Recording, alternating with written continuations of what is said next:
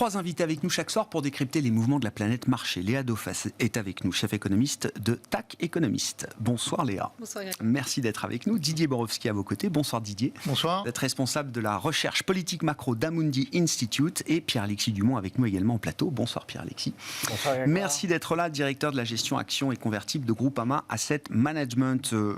Quelques commentaires quand même sur le rebond toujours en cours depuis fin septembre. Pierre-Alexis, comment on qualifie ce rebond? Qu'est-ce qui le structure? Qu'est-ce qui le différencie peut-être du rebond précédent qu'on a connu au cours du mois de juillet jusqu'à mi-août? Et puis on viendra évidemment aux éléments peut-être un peu fondamentaux, structurants qui viennent nourrir ce rebond. Ouais, l'élément déclencheur est le même, c'est-à-dire un excès de pessimisme. On avait la même chose l'été dernier, avant le rebond de juillet. Donc on est parti vraiment de ce qu'on appelle d'un rebond technique, c'est-à-dire une situation où la situation est certes négative, mais face à ça, vous avez des investisseurs qui ont des positions extrêmement vendeuses des marchés et il suffit de quelques petits déclencheurs pour que finalement il y ait des politiques de rachat de ces positions vendeuses qui créent en effet un mouvement haussier. Donc, et dans ce mouvement-là, c'est toujours assez classique, c'est souvent les titres et les segments de marché les plus touchés qui rebondissent fortement, c'est ceux qui ont plus baissé, qui remontent avec un effet élastique que l'on connaît bien. Après, avec la maturation de ces événements, c'est vrai que vous avez eu dans un cas les publications du deuxième trimestre 2022, là on a eu les publications du troisième trimestre 2022, mais c'est vrai que là on a eu vraiment des différences. Juillet s'est vraiment fait sur une idée d'un pivot, avec une baisse des taux assez prononcée qui a fait que, on l'a vu, les grands dossiers de croissance qui sont majoritairement impactés via leur valorisation très éloignée dans le futur, on rebondit. Là, c'est vraiment pas du tout le même segment de marché qui a rebondi. Alors, il y a plusieurs raisons à ça. Il y a eu le résultat. Première chose qui est clé, c'est que pour le deuxième trimestre de suite, finalement, c'est le résultat du cycle et des valeurs très décotées qui ont tendance à plus surprendre par rapport aux attentes que les secteurs qualité-croissance traditionnels. Ils surprennent dans le bon sens. Ils surprennent dans le bon sens. Les autres peuvent surprendre, mais voilà, dans le mauvais sens. Donc, pour vous donner un ordre d'idée, le meilleur secteur en termes de ce qu'on appelle de surprise, donc de décalage entre ce qui a été publié et les attentes, c'est le secteur financier, notamment le secteur bancaire, qui est un secteur, comme vous le savez, très peu valorisé. 20% de hausse en octobre en Europe. Et de ce fait, ça s'est vu tout de suite, vous êtes très peu valorisé, vous publiez mieux qu'attendu, vous avez des investisseurs qui réagissent face à ça. Donc, et de ce fait, donc la prolongation de ce mouvement s'est fait principalement sur le cycle et sur ce phénomène où on a vraiment la conjonction de deux facteurs qui sont finalement des publications et une résilience qui reste assez forte en moyenne. Alors après, on peut toujours citer certains segments qui souffrent, mais en moyenne, ça reste fort. Le secteur de la construction résiste assez bien à la conjoncture, à l'inflation des coûts et fait passer des hausses de prix. Le secteur de l'automobile continue à être en production contrainte et il n'y a pas du tout de surstockage qu'on peut avoir dans d'autres secteurs. Et finalement, à l'inverse, des secteurs, les grands Covid winners que sont par exemple ce qu'on appelle toutes les chaussures de sport et voilà, eux ont des phénomènes de surstockage. Donc voilà, tout ça pour vous faire comprendre que dans ce nouveau paradigme, les gagnants d'hier ne seront pas les gagnants de demain et il faut rester assez vigilant à des phénomènes qui font que rien ne se reproduit exactement en bourse comme la fois d'avant. Et ça, c'est intéressant. La deuxième chose qui a été clé, c'est évidemment la Fed, qui a quand même refroidi assez fortement les investisseurs sur l'idée d'un pivot à court terme. Alors, c'est vrai qu'ils ralentissent la hausse des taux, mais bon, ils vous font quand même clairement comprendre que... Tout dépend comment on définit ces pivots. pivot. Voilà. Mais on va y venir. Non, mais juste sur le rebond, ça m'intéresse. Le rebond de l'été, le rebond du mois de juillet, c'était le rebond du Nasdaq américain. Le rebond du mois d'octobre, c'est le rebond des banques et de l'industrie européenne. Et du cycle, si je caricature. Qui avait principalement Bien souffert. sûr.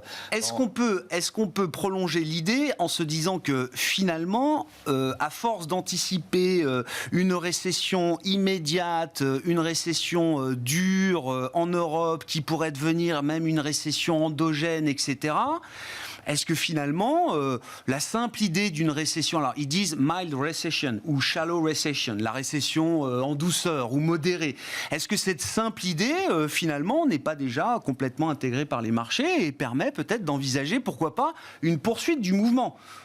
Est-ce qu'on peut aller jusque-là à ce stade ou est-ce que c'est une idée prématurée pour un investisseur professionnel, Pour un investisseur professionnel, non. Alors, ce qui est sûr, c'est que la physionomie du marché est complexe. C'est-à-dire qu'aujourd'hui, contrairement à d'autres chocs récessifs, on a vraiment un marché qui est préparé pour la récession. J'entends par là que vous avez la majorité des secteurs cycliques qui sont valorisés vraiment en bas de cycle. Voilà. Alors avec des bénéfices de haut de cycle, je vous l'accorde, mais voilà, 4-5 fois les bénéfices, voire 2 fois les bénéfices pour Peugeot. Donc bon, voilà, vous commencez à anticiper quand même beaucoup de mauvaises nouvelles. Et à l'inverse, comme tout le monde attend la récession, les secteurs défensifs sont plutôt valorisés en milieu de cycle. En tout cas, il n'y a aucune attractivité particulière au secteur défensif. Donc le marché, de ce fait, est déjà préparé au choc récessif. Maintenant, si on a un mild recession, comme vous le dites, voilà, a priori, en effet, le marché est assez préparé sur ce segment cyclique. Si on a une récession plus dure, plus longue, sur cette partie-là, en tout cas, certains segments de marché vont quand même beaucoup Et répondre à cette question, c'est du domaine du pari aujourd'hui, Pierre-Alexis ? La Fed ne le sait pas. Donc, oui, en effet, c'est compliqué. Quand la récession a à peine commencé, c'est compliqué de savoir, sincèrement, en plus avec des plaques qui bougent beaucoup, savoir si on devra aller vers une récession plutôt... Alors, est-ce que dépression, non, mais une récession plus longue ou une récession plus courte pour revenir sur des niveaux d'inflation qui soient acceptables pour les banques centrales. Didier, vos commentaires sur l'anatomie du rebond du mois d'octobre, toujours en cours, on va le dire comme ça, en ce début de mois de novembre. Et est-ce que l'idée d'un changement de tempo des banques centrales, Fed en tête, puisque c'est quand même une partie explicite désormais du statement, en tout cas dans la dernière communication de la Réserve fédérale américaine, est-ce que cette idée-là explique en partie, en tout cas, le mouvement des marchés qu'on constate depuis quelques semaines ? Avant de revenir aux banques centrales, je pense qu'il faut faire aussi quelques commentaires sur les marges versus l'inflation. Là, on est dans une forme de récession inflationniste. En tout cas, c'est ce qui est craint du côté de la zone euro. Dans une récession inflationniste, dans un premier temps, et en plus, on a une économie qui a été touchée par de très nombreux chocs, parce qu'on était en début d'année dans l'après-Covid, avec une forte reprise, une surépargne du côté des ménages, des effets de demande qui étaient encore assez forts, avec des effets d'offres, une offre qui est insuffisante. Récession inflationniste, c'est ce que disait Christine Lagarde. Une récession mild ne suffirait pas à faire baisser l'inflation. Ça, c'est un premier élément. Mais ce qui est important du côté des marges, c'est que dans un premier temps, les entreprises T2, T3, deuxième et troisième trimestre, ont pu préserver leurs marges en augmentant en fait leur prix. Parce qu'il y avait toujours une forme de demande latente qui était liée au choc Covid. Ce que je suis en train de vous dire, c'est qu'en fait, implicitement, on n'a pas encore vu le choc de la guerre en Ukraine. Parce qu'on a un peu les deux en ce moment. On a à la fois l'effet retardé de la reprise post-Covid, qui a beaucoup joué évidemment sur la demande, et puis avec une épargne qui était excédentaire, et l'effet plein, j'ai envie de dire, sur l'activité économique du choc de la guerre en Ukraine, ou des conséquences de la guerre en Ukraine, va se matérialiser dans le courant des trimestres qui viennent. Et notamment si on pense par exemple à la perte de revenus des ménages, au fait que cette demande latente va cesser de se matérialiser compte tenu des pertes de pouvoir d'achat, qu'il y a une épargne de précaution qui va rester quand même assez solide, assez élevée. Donc tout ça plaide pour un ralentissement de la consommation des ménages assez fort et pour moins de pricing power, moins de capacité de répercuter dans les marges, dans les hausses de prix subies. Et donc on va avoir du côté des profits à la fois l'effet par la récession de la baisse des volumes, mais aussi un effet de contraction des marges bénéficiaires à mesure qu'on avance dans cette crise. Et ça, c'est assez mal compris en termes de tempo, de timing des marchés qui ont tendance à acheter aujourd'hui dans l'évolution des cours boursiers, l'idée que c'est en fait les conséquences de la guerre en Ukraine qui s'avèrent plus douces que prévues, alors même qu'on a une économie qui a subi plusieurs chocs et que c'est d'abord le choc, j'ai envie de dire les côtés positifs, entre guillemets, de la reprise post-Covid qui explique probablement la bonne résilience du côté des marges des entreprises. Attention à la récession qui vient. Ce sera peut-être une récession douce, mais il y a quand même des risques baissiers qui sont non négligeables. Et de notre point de vue, la croissance économique va être beaucoup plus faible que celle qui était anticipée encore il y a quelques semaines par le FMI. Nous, on a revu à la baisse notre prévision de croissance mondiale à 2,2%. Waouh. On est en deçà de plus d'un demi-point. Est-ce qu'on sera au-dessus de 2 ou en dessous de 2 quoi? C'est la question pour 2023. On s'approche heureusement du seuil de 2%. Et donc la problématique de la contraction des profits, en zone euro bien sûr, mais de la contraction des profits mondiaux, ça va rester quelque chose qu'il va falloir observer de très près. C'est escompté en partie, Didier. On vient d'en parler avec Alors après, Pierre Alexis. il y a l'argument banque centrale. C'est vrai que les banques centrales, ça fait... Mais les banques, du côté de la Réserve fédérale comme du côté de la Banque centrale européenne, je crois qu'il y a l'idée qui peut rassurer, mais attention, qu'il va falloir diminuer le rythme auquel les banques centrales montent les taux. Mais ça, c'est naturel. Il arrive un moment où, quand on a commencé à faire des ajustements monétaires très marqués à des pas qui sont inobservés dans l'histoire récente, il arrive un moment où il est naturel de ralentir le rythme de hausse de taux. Ça ne signifie pas, d'une part, qu'il y a un pivot. On en est très loin. Ce serait potentiellement une pause. Parce que pivot, dans l'esprit, tel que vous le définissez, pivot, c'est quoi? Une banque centrale qui serait en capacité de baisser ses taux à nouveau. D'accord. Le pivot de l'été. Le pivot qui a généré ce rebond durant l'été. Alors parlons d'une pause. Alors c'est davantage l'idée qu'il va y avoir une pause à compter. Mais c'est déjà pas mal. Mais il y a des progrès de ce point de vue-là. Une pause pour voir l'effet du durcissement monétaire sur l'activité économique et sur les prix, avec la possibilité que ce soit une pause qui donne lieu à de nouvelles hausses de taux. Donc la pause ne signifie pas qu'on a atteint le taux terminal. Et je crois que c'est ça le message que la Réserve fédérale cherche à faire passer. Peut-être qu'ils peuvent ralentir les rythmes de taux et faire une pause pour voir comment l'économie digère les hausses de taux passées. Ça ne signifie en aucun cas qu'on a atteint le taux terminal. Ça va dépendre évidemment de multiples facteurs. Et là, personne n'est devin. Il y a de nombreux chocs à regarder, les chocs géopolitiques, les chocs sur les matières premières, etc. Donc qui peuvent influer ou jouer sur le scénario économique de façon très diverse. Néanmoins, à quasi 5% de taux terminal, on sait quand même voire au-dessus, on sait qu'on commence à vraiment prendre des risques importants pour l'économie. Et pour la stabilité financière également. Et d'ailleurs, Christine Lagarde... Je dis pas qu'ils iront pas qu'ils iront pas au-delà. S'il le faut, j'entends bien. Va regarder ce que fait la Réserve fédérale, parce que c'est ce que disait Christine Lagarde dans ses remarques de la semaine dernière. On observe que, par exemple, dans les années 90, la normalisation monétaire américaine avait un impact aussi fort sur la production industrielle zone euro que sur la production industrielle américaine. Donc, il y a un effet aussi du durcissement monétaire combiné qu'on a observé dans l'économie mondiale depuis 2021. Donc, tous ces facteurs rentrent en compte. Ils sont très difficiles à calibrer. Il y a beaucoup d'éléments d'incertitude. Il est beaucoup trop tôt. En tout cas, on n'a pas les moyens d'être pleinement rassuré sur le scénario zone euro, que ce soit du côté de l'activité économique ou du côté des profits. Donc à la question, est-ce que le rebond récent est vraiment le début d'une nouvelle tendance? Notre réponse, elle est non.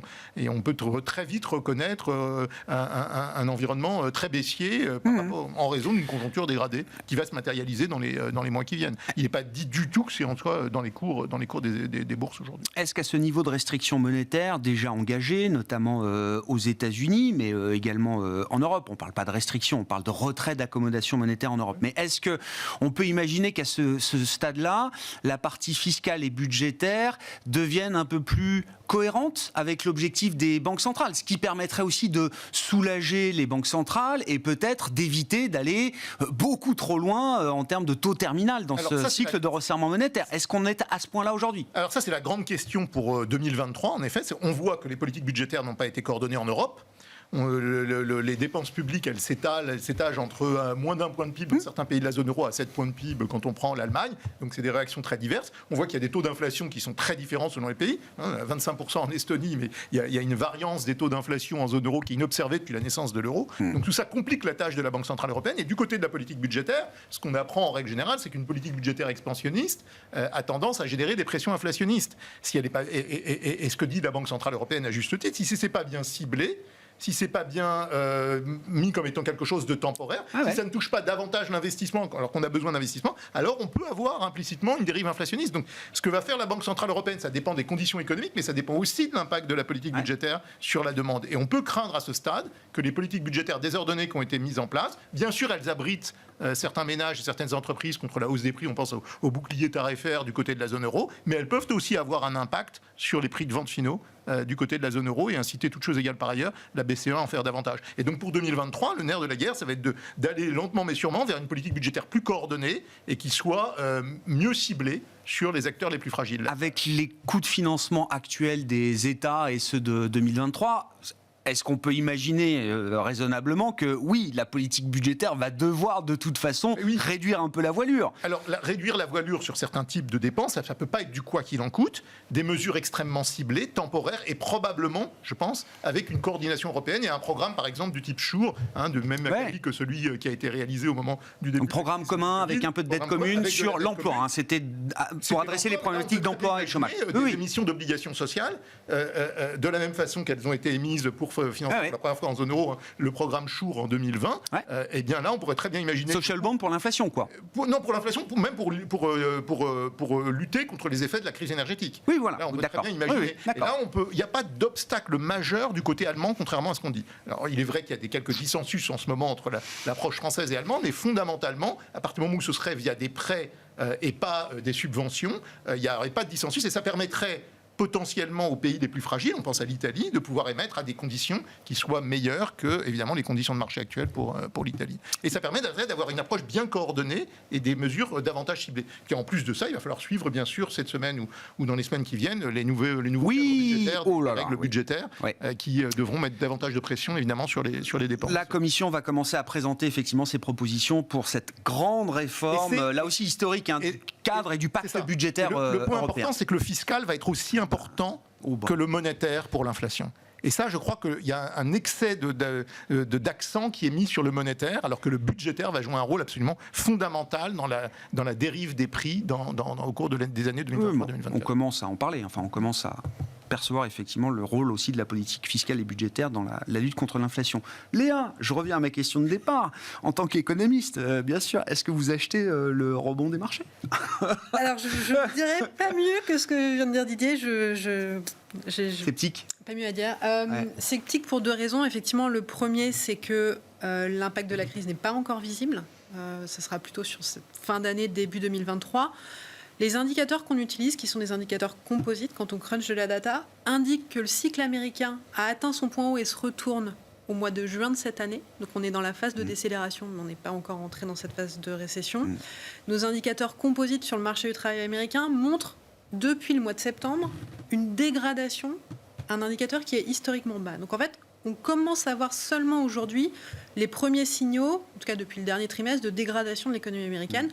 C'est confirmé par les dernières données conjoncturelles, par le chiffre de PIB, par les dernières données qu'on a vues. Donc somme toute, l'économie américaine est en train de ralentir, mais la récession n'est pas encore visible et on n'en mesure pas encore les conséquences. Donc c'est un premier point. Effectivement, sur la partie américaine, on a plutôt ce scénario de mild recession, plutôt mesuré. On a un scénario très différent, beaucoup plus négatif sur la zone euro.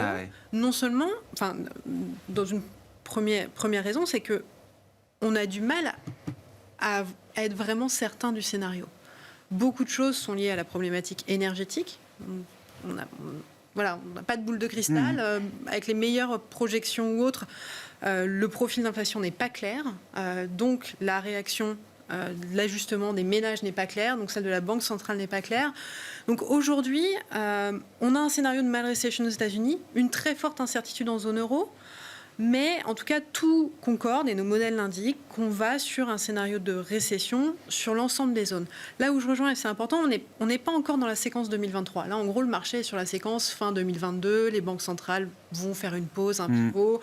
On va descendre en récession. En 2023, on a un problème qui se pose, c'est on va avoir une inflation qui restera élevée.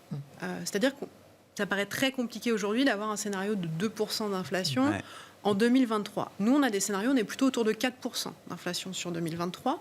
Dans ce cadre-là, que fait la politique monétaire ? Fed, BCE, avec un scénario de récession, avec une politique monétaire qui n'a pas les outils nécessaires pour agir parce qu'on est dans un cadre d'inflation qui reste très élevé et avec beaucoup de questions en termes de politique budgétaire. Donc tout ça fait...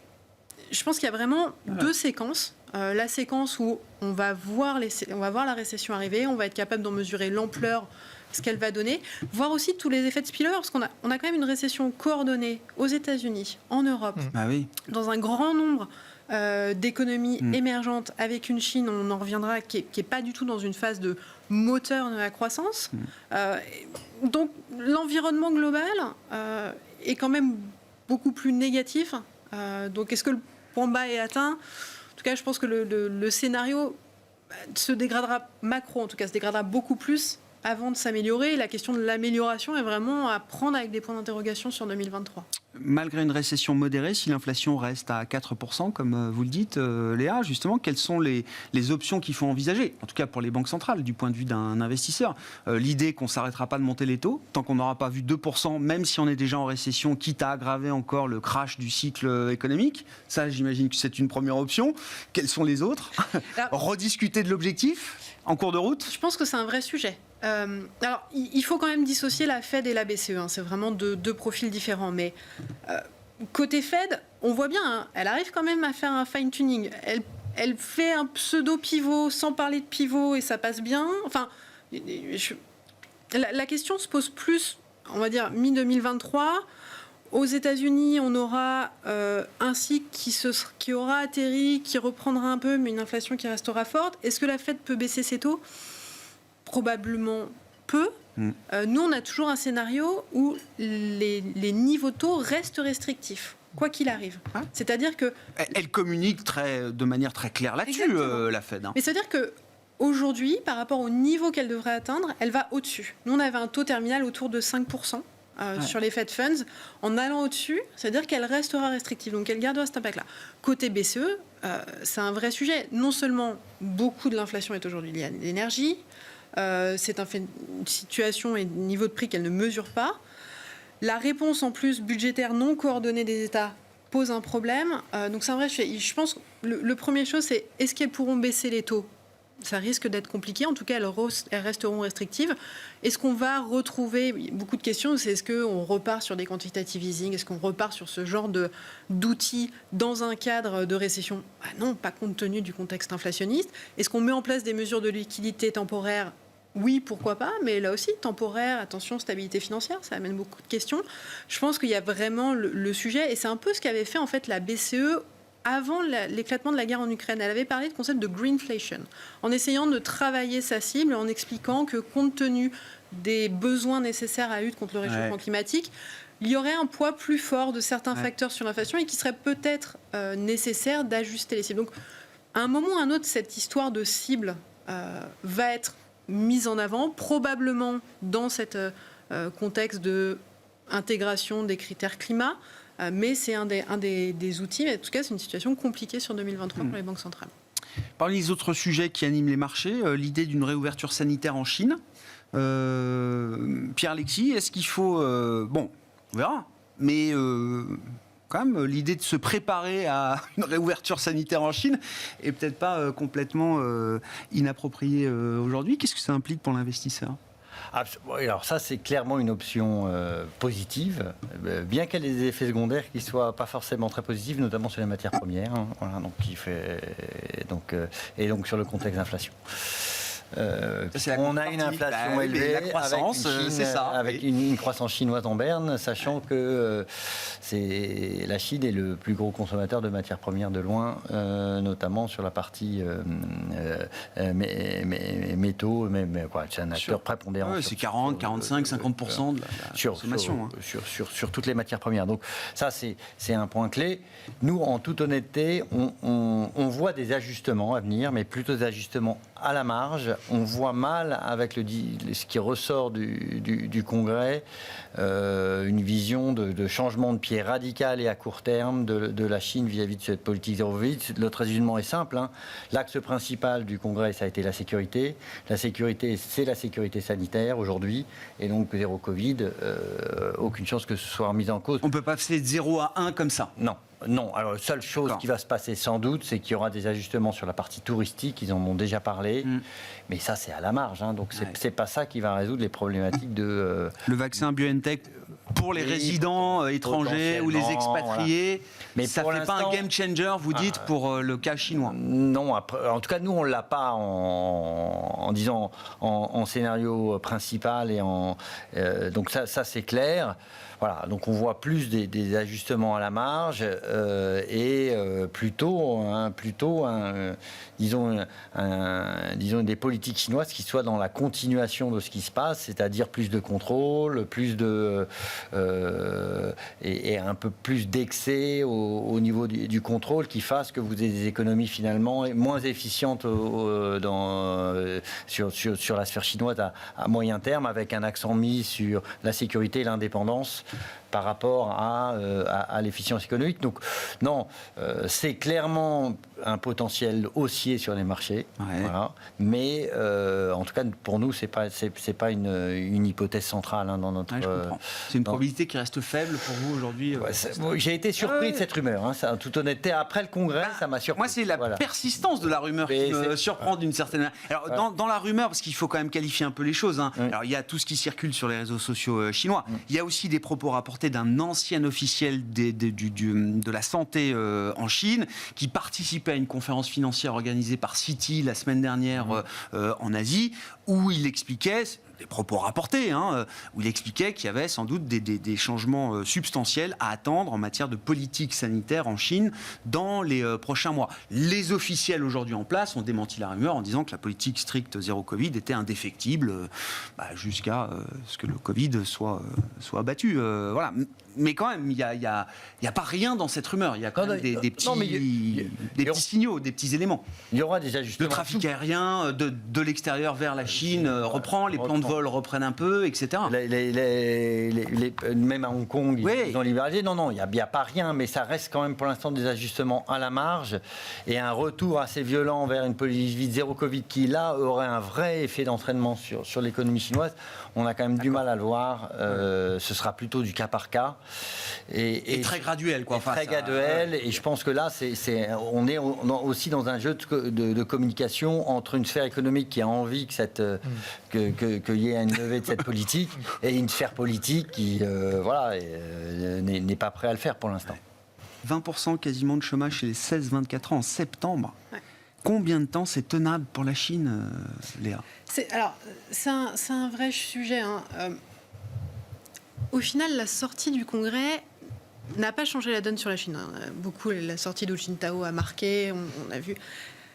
Ce qu'il faut rappeler sur la Chine, et c'est vrai depuis le dernier plan quinquennal, c'est que la priorité, ce n'est pas le cycle. Ça a toujours été le cas. La priorité, ce n'est pas le cycle.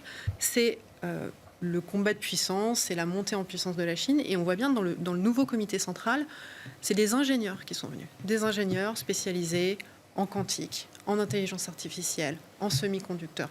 L'idée, c'est vraiment d'aller au bout de cette transformation et d'être capable de monter la Chine à un niveau suffisant de puissance pour être capable de rivaliser, ou en tout cas de jouer à armes égales avec les États-Unis.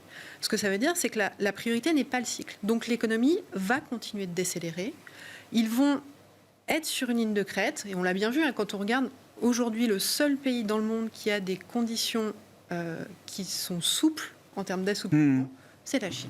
Conditions monétaires. Conditions monétaires qui sont souples, c'est la Chine. Donc, il va y avoir un accompagnement de l'économie pour rester sur cette ligne de crête, parce que le marché immobilier est un problème, mais parce qu'il ne faut pas que ça dégénère sur le système bancaire. Donc, on va soutenir le marché immobilier pour pas qu'on ait une panique et une crise bancaire qui, là, serait vraiment un autre souci. Et en même temps, on va essayer d'accompagner dans une certaine mesure la population. La consommation ne tient pas. Ce n'est pas seulement lié au Covid, c'est lié à la faiblesse du revenu, c'est lié à cette problématique de taux de Les ventes en ligne sont en baisse. Exactement. Non mais si, on est en période de Covid encore en Chine, même le e-commerce commence à vraiment caler de ce point de vue-là. La vraie question, mais là ça nous ramène plus à des questions d'ordre politique, c'est que dans une situation où le pacte social, ce que vous mentionnez au début, pourrait être rompu parce que justement on n'arrive plus à soutenir cette population-là, est-ce que on ne rentre pas dans une fuite en avant où la seule solution c'est plus de contrôle, plus de renforcement du pouvoir, et on le voit bien, c'est beaucoup de membres ingénieurs, mais c'est aussi beaucoup de membres du parti, mais vraiment de la notion de on veut faire respecter le parti, cette histoire de contrôle. Et donc le risque, c'est vraiment ça. C'est-à-dire que le cycle n'est pas une priorité. La priorité, ça sera cette tendance de fond. Mais on pilote le ralentissement, mais on ne veut pas relancer aujourd'hui. Voilà, en espérant que le ralentissement ne dégénère pas en même temps. Donc c'est un vrai... Donc, la Chine, est-ce que ça va être le moteur? Non. On va avoir ces effets up and down qu'on a connus toute l'année. On ressort d'une phase de Covid dans certains secteurs, on a ce rebond-là. Mais derrière, on n'a pas de relance et on n'a pas de relais. Et donc, le côté moteur chinois qu'on pouvait espérer, notamment dans les phases récession US zone euro, ne sera pas là. Et pareil, sur la question du confinement, très surpris aussi. Les membres du comité, en tout cas les choix et les discours, ne valident pas ce scénario-là. Alors après, que ça se fasse progressivement sur l'année prochaine, oui, mais en tout cas de manière immédiate, ça paraît très compliqué. Et là aussi, il faut avoir en tête que c'est une question politique. C'est une question, c'est lié à la forme politique. Et on comprend bien, on essaye de trouver la Chine, le rôle moteur qui ressort. Depuis le scénario Covid, en fait, le scénario Chine change peu. Et je ne vais pas caricaturer, mais en fait, c'est même une tendance de fond qui est présente depuis 2015. Il ne faut pas se bercer d'illusions. Voilà. Très clair. D'ailleurs, le cycle les intéresse tellement peu qu'on se permet de plus publier le PIB en temps et en heure, conformément aux standards de reporting mondiaux. Il y avait ce graphique du FT aussi qu'on a montré qui était spectaculaire. Le nombre de données statistiques chinoises qui ne sont plus publiées par l'appareil statistique chinois depuis l'arrivée de Xi Jinping au pouvoir il y a quelques années. Mais alors, il en reste encore des dizaines de milliers de données statistiques avec toute la fiabilité ou le doute qu'on peut avoir sur leur fiabilité, mais en quantité. Ça donne l'impression un peu d'une black box pour dire les choses. La transparence n'est clairement pas pour... Non, mais j'entends bien, mais on a toujours vécu avec ça, mais c'est de pire en pire de ce point de vue-là. Oui, il y a un retour en arrière, donc je partage à 100% ce qu'a dit Léa, c'est avant tout politique, donc c'est exogène d'une certaine façon, la politique sanitaire, et ça doit être traité comme tel par les investisseurs, et il faut faire être très prudent avec les narratifs sur des variables exogènes sur lesquelles on n'a aucune prise. Bonne nouvelle si c'est confirmé, mais assez probable en fait, qu'ils veuillent sortir... Mais on ne peut pas bâtir une stratégie là-dessus. Non, ça n'a pas de sens. Ça n'a pas de sens. En tout cas, c'est très risqué. C'est pile ou face. Donc non, c'est extrêmement dangereux. Et puis, donc c'est des micro-narratifs qui jouent sur les tendances de marché à la semaine, mais qui ne peuvent pas légitimer à ce stade une exposition. La croissance mondiale va ralentir. Et quoi qu'il arrive, il y a déjà une crise immobilière en Chine. Le rebond de la Chine ne va pas être spectaculaire. Au contraire, la Chine va quand même peser aussi sur l'économie mondiale. Donc attention, la croissance économique mondiale est en train de ralentir. C'est ça le sujet. Il ne faut pas se bercer d'illusions, je partage à 100% avec ce qu'on lit sur la Chine. Et puis il y a des facteurs politiques qui l'emportent sur toutes les dimensions cycliques. C'est pas la priorité. La sécurité, le long terme, les avantages stratégiques, etc. sont mis sur le devant de la scène. Gardez la parole, Didier, sur la partie investissement. Quel est le match du moment? J'entends beaucoup parler alors de monétaire, de crédit, d'obligataire. Bon, les actions ont quand même rebondi de 10%, mais j'ai pas l'impression qu'il y ait un enthousiasme délirant pour non, en revanche, en termes justifier des flux importants aujourd'hui sur la partie actions. Ce qu'on voit en revanche, c'est que compte tenu du fait qu'on se rapproche mécaniquement des taux naturels des banques centrales, le gros de la correction budgétaire est derrière nous. On ne dit pas qu'on a atteint le pic sur les taux d'intérêt, on peut encore être surpris à la hausse sur les taux d'intérêt, notamment du côté de la zone euro, mais le gros de la correction budgétaire est derrière nous.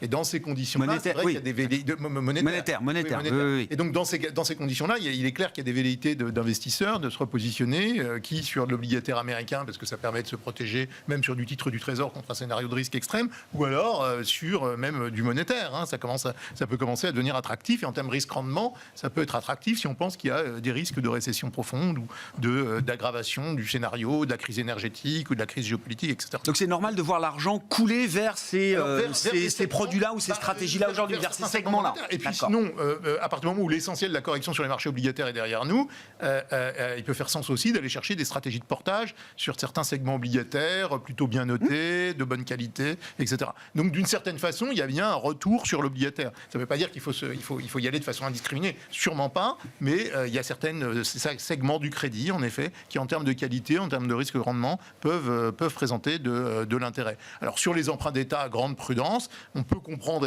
éventuellement l'exposition sur le monétaire, sur les les taux d'intérêt à court terme aux États-Unis, hein, les taux d'intérêt longs, mais maturité. Mais fondamentalement, il faut être encore prudent du côté de la zone euro, où on a quand même une dérive budgétaire assez marquée. Il y aura beaucoup d'émissions de papier, et ça peut encore conduire à des surprises sur les taux d'intérêt à long terme du côté de la zone euro, surtout si on adhère à l'idée que l'inflation sous-jacente va rester élevée beaucoup plus longtemps qu'anticipé. Donc attention quand même à ces éléments-là, mais on voit bien la résilience du crédit. Il y a en effet un appétit pour la classe crédit. Et de notre point de vue, il y a un retour potentiel en effet sur l'obligataire qui est à considérer. Pierre-Alexis, alors, je n'oublie jamais dans votre fonction que vous êtes directeur de la gestion action et convertible. Est-ce que vous avez plutôt envie d'être obligataire ou action là aujourd'hui? Où est-ce que va l'argent des investisseurs quand ils peuvent redéployer du cash? Non, mais les actions, c'est assez simple. On a du mal à investir agressivement sur ces actions avant qu'on ait eu un début de récession. Même quand il s'agit de la récession la plus attendue de l'histoire. Oui, et voilà, parce qu'il y a en effet beaucoup d'incertitudes qui sont liées à l'ampleur de la récession, à l'atterrissage des taux, à l'atterrissage de l'inflation et d'autres incertitudes, notamment géopolitiques, qui trouble le... Donc on attend d'avoir quand même un peu plus de visibilité là-dessus, et c'est vrai que nous, dans nos stratégies d'allocation, on va plutôt pousser en effet vers des stratégies de portage, puisqu'on retrouve des niveaux de portage qui peuvent être attractifs. Alors après, en fonction de la gradation du risque et au fur et à mesure, c'est vrai que pour l'instant, on est plutôt sur du crédit court terme, plutôt bien noté. Voilà.